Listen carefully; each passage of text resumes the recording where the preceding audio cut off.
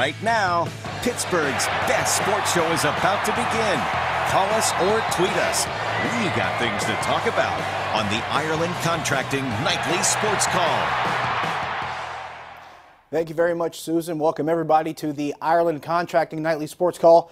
I'm Josh Taylor in tonight for Rich Walsh. He is down in Charlotte with Pitt getting ready for the ACC Championship game tomorrow against Clemson. Quite a few things to go over that happened just within the last couple of hours. Pitt volleyball in the first round of the NCAA tournament. They survived. They beat Iona in straight sets, so congratulations to Pitt volleyball. Also, the city game just went final within the last half hour or so over at PPG Paints Arena.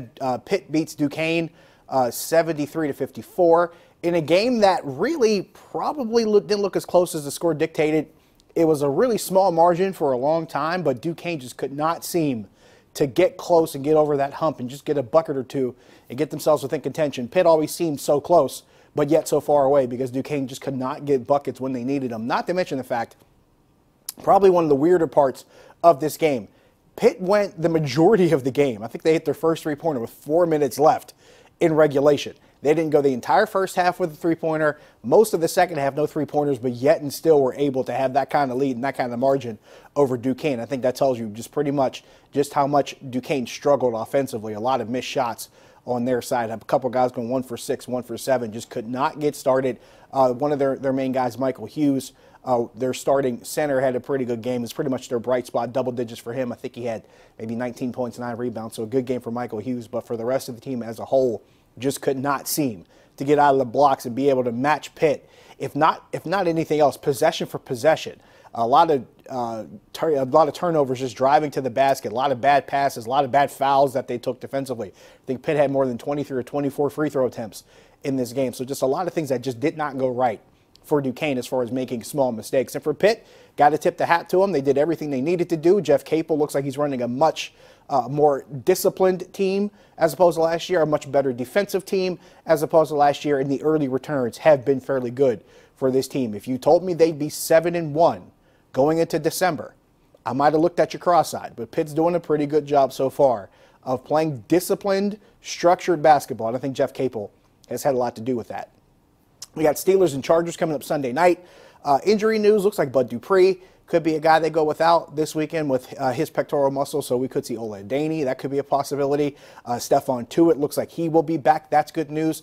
Morgan Burnett, the saga continues with him. Looks like an injury might keep him out yet again coming up this weekend. But the thing I think that sticks out is you have that Chargers rushing defense, 8th best running game in the NFL.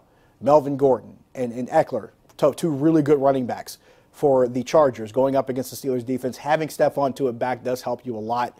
They have to find ways to not only keep the Chargers from running the football, but not allowing it to set up the pass, because Phillip Rivers is still playing at a pretty good level. Ben Roethlisberger acknowledged it as much on Wednesday, talking about Rivers. Those two were in the same draft back in 2004, and says, look, he's playing at an MVP level right now, so he gave Phillip Rivers his due respect. So that's something else that sticks out as well.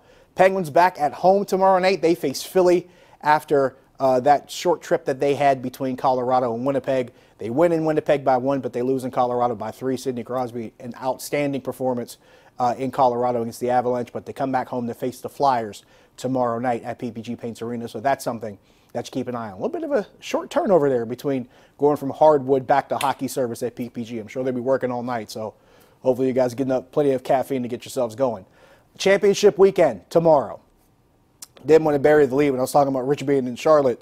Of course, Pitt and Clemson in the ACC championship game. Oklahoma and Texas in the Big 12 championship game. Ohio State Northwestern in the Big 10. And, of course, Alabama, Georgia in the SEC game. Washington is actually facing Utah right now in the Pac-12 game. So the Power 5, we will have champions crowned by this time, or at least close to this time tomorrow night. But it does beg the question as far as we've talked about the college football playoff quite a bit so far in the show. I know Paul Zeiss and I talked about it last night as far as possibilities, who could get in, who might not get in, what could happen in these games. So obviously the games we're looking at tomorrow, SEC is a big one, Big 10 as well as Big 12. And of course the ACC, because Clemson being the number 2 team, a lot of people wondering if Pitt can repeat history by knocking off another number 2 Clemson team. It's one of those things that irony does tend to find ways to kind of stick its head out. So that's something that sticks out as well.